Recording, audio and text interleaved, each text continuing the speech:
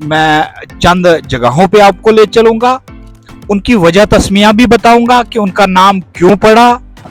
और अलेक्जेंडर हो सकता है कि इस इलाके में भी आए हों।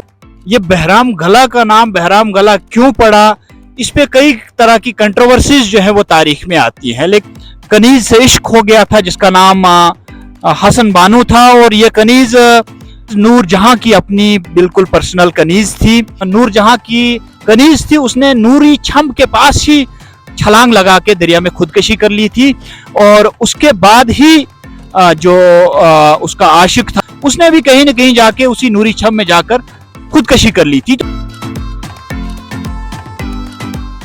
दोस्तों, मैं बैठा तो हूं लेकिन मुझसे बैठा नहीं जाता, और कुछ न कुछ मैं जरूर करता रहता हूं। मैं मुगल रोड पे हूं, मेरे पीछे देख रहे होंगे, सफर पे हूं। लेकिन सफर के दौरान भी सोचा कि कुछ काम किया जाए।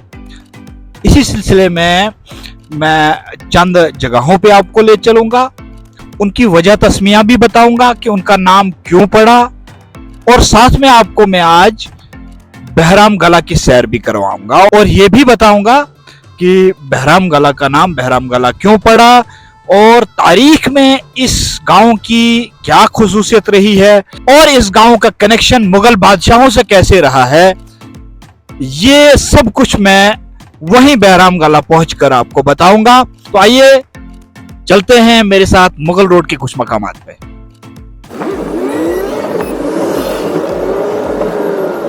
दोस्तों, मुगल रोड का सफ़र जो है वो बफलियास से शुरू होता है। ये बफलियास का ब्रिज है जो आप देख रहे हैं, और बफलियास का खूबसूरत ब्रिज पार करने के बाद दाईं जानिब से हम मुगल रोड की तरफ जाएंगे, और 89 किलोमीटर रोड है ये, और हीरपुर तक है 89 किलोमीटर।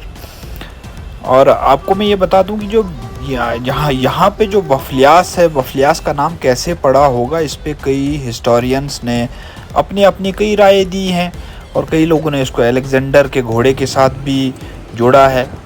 कहा जाता है कि अलेक्जेंडर के घोड़े का जो नाम था वो कई लोगों ने इसको बॉनी फेलस भी लिखा है, कई लोगों ने ब्योफेलस लिखा है, क्योंकि नाम जो है उनके नामों की जो सूरत है वो वक़्त के साथ साथ में बिगड़ती है या बनती है। तो कहीं ना कहीं जो है ज़रूर इस इलाके का नाम जो है अलेक्जेंडर के घोड़े के साथ जो है जोड़ा जाता है, और कहीं ना कहीं इसका कनेक्शन ज़रूर होगा।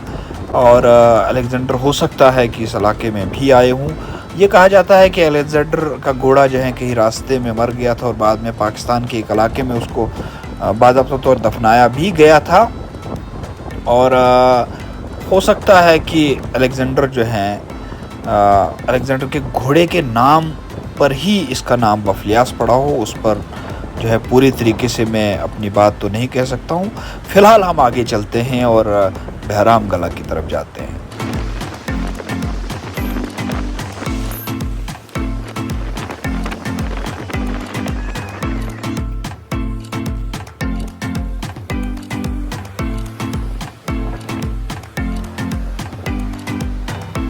आखिरकार हम उस जगह पे पहुंचे हैं जहां मैं आपको आज दिखाना चाहता हूं। मैं आज यूं ही मुगल रोड से गुजर रहा था, और ये जो पार आप जगह देख रहे हैं इसका नाम बहराम गला है। और मुझे एक कहानी याद आई, तो मैंने सोचा कि चलते चलते जो है आपसे ये कहानी भी आपसे शेयर करूं। ये बहराम गला का नाम बहराम गला क्यों पड़ा, इस पे कई तरह की कंट्रोवर्सीज जो है वो तारीख में आती हैं। लेकिन आज मैं कुछ चीज़ों का खुलासा जो है वो आपके सामने करूंगा। इसके पीछे बहुत सारी कहानियां हैं, जिनमें से कुछ कहानियां जो है मैं आप तक पहुंचाने की कोशिश करूंगा। तो दोस्तों, ये जो पीछे गांव है इसका नाम बहराम गला है। मुगल रोड पर वाक़ा है, ये थोड़ा सा पार का इलाका है।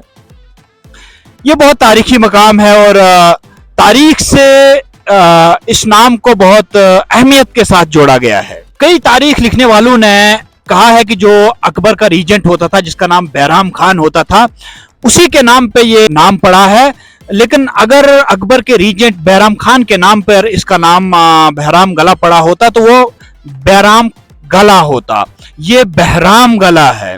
तो कहीं न कहीं जो है ये थ्योरी बिल्कुल गलत साबित होती है। लेकिन कहा यह भी जाता है कि यहाँ पे एक बहराम नाइक नाम का एक आदमी रहा करता था, और उसी आदमी के नाम पर इस जगह का नाम रखा गया है। अब बहराम नाइक जो है वो कोई आम आदमी तो होगा नहीं जिसके नाम पे गांव का नाम रखा गया होगा, वो भी मुगलों के जमाने में। उस जमाने में तो नाम बड़े बड़े बादशाहों के नाम पे रखे जाते थे, जैसे कि नूरी छम है, नूरजहां, नूर बेगम के नाम पे रखा गया। उसी तरीके से बहराम गला यहीं के आदमी बहराम नाइक के नाम पे कैसे रखा जा सकता है, ये एक अहम सवाल है। लेकिन मैं आपको बता दूं ये बहराम नाइक था कौन। बहराम नाइक असल में इस गांव का रहने वाला एक इंसान था जिसके बहुत ही क्लोज रिलेशंस थे मुगल बादशाहों के साथ में, जहांगीर के साथ में। और जो मुगल रोड है इस पर मुगलों का जो कारवां, उनका रहने का बंदोबस्त और उनको इस पीर गली को पार कराने का सारा इंतजाम जो है वो बहराम नाइक खुद करता था। और इसीलिए इस पूरे इलाके को, पंजग्राही के पूरे इलाके को जिसमें 5 गांव आते हैं, उसका सूबेदार भी मुकर्रर किया गया था इस बहराम नाइक को, जिसका घर जो है उस गांव में है जो आप बाहर देख रहे हैं। इसी बुनियाद पर मुगलों के जमाने में ही इस गांव का नाम बहराम नाइक के नाम पे बहराम गला पड़ा था। और दूसरी एक थ्योरी ये भी है, और कई जो तारीख दां हैं, कई जो तारीख लिखने वाले लोग हैं, उन्होंने ये भी लिखा है कि जो बहराम नाइक है उसको एक कनीज से इश्क हो गया था जिसका नाम हसन बानो था। और ये कनीज नूरजहां की अपनी बिल्कुल पर्सनल कनीज थी। जहांगीर के साथ जब भी वो यहाँ आया जाया करती थी तो इसी बहराम गला के रास्ते से गुजर के, साथ में ही एक नूरी छम है, वहां पे नूरजहां जो है वो नाया भी करती थी और उसकी कनीज जो है वो साथ होती थी। तो ये जो बहराम नाइक है इसका आना जाना जो है वो शाही कैंपू तक रहता था, चूंकि बहुत असर और रसूख वाला आदमी था। तो उसको उस कनीज हसन बानो से प्यार हो गया, लेकिन मुगल बादशाह थे और जो मुगलों की क्वीन थी नूरजहां, उसको ये पसंद नहीं था कि बहराम नाइक के साथ इसका कोई रिश्ता किया जाए या इसकी कोई शादी जो है वो किसी सूबेदार से हो जो मुगलों ने ही मुकर्रर किया हो। इसलिए जो है क्लियर तौर पर नूरजहां ने मना कर दिया था बहराम नाइक को, और वो इस रिश्ते से बिल्कुल नामंजूरी दिखाई थी। और इसी पर जो है, चूंकि उनके दरमियान में बहुत इश्क था, इसलिए कहा जाता है कि जो नूरजहां की कनीज थी उसने नूरी छम के पास ही छलांग लगा के दरिया में खुदकशी कर ली थी। और उसके बाद ही जो उसका आशिक था यानी बहराम नाइक, उसने भी कहीं न कहीं जाके उसी नूरी छम में जाकर खुदकशी कर ली थी। तो इसका बहुत ही बुरा असर पड़ा था जहांगीर की पर्सनैलिटी के ऊपर, क्योंकि जहांगीर का बहुत ही वफादार आदमी था बहराम नाइक। तो कहीं न कहीं ये भी कहा जाता है कि जो जहांगीर की मौत हुई थी वो इसी इलाके में बाद में हुई थी, और उसकी भी कई कहानियां हैं कि वो कैसे हुई थी। लेकिन कहीं न कहीं उसको एक गहरा सदमा इस बात का भी लगा था कि बहराम नाइक की मौत जो है वो इस तरीके से हुई है। तो इस गांव की एक बहुत बड़ी खुसूसियत है तारीख में। तो मैंने सोचा मैं मुगल रोड से गुजर रहा था तो थोड़ी सी इसकी तारीखी अहमियत जो है वो आप लोगों तक जरूर पहुंचाऊं। तो ये गांव है बहराम गला, और बहराम नाइक इसी गांव का रहने वाला था। फिर किसी दिन फिर किसी तारीखी मकाम को लेकर आपके सामने फिर आऊंगा। फिलहाल मुझे दीजिए इजाजत। अस्सलाम वालेकुम, आदाब।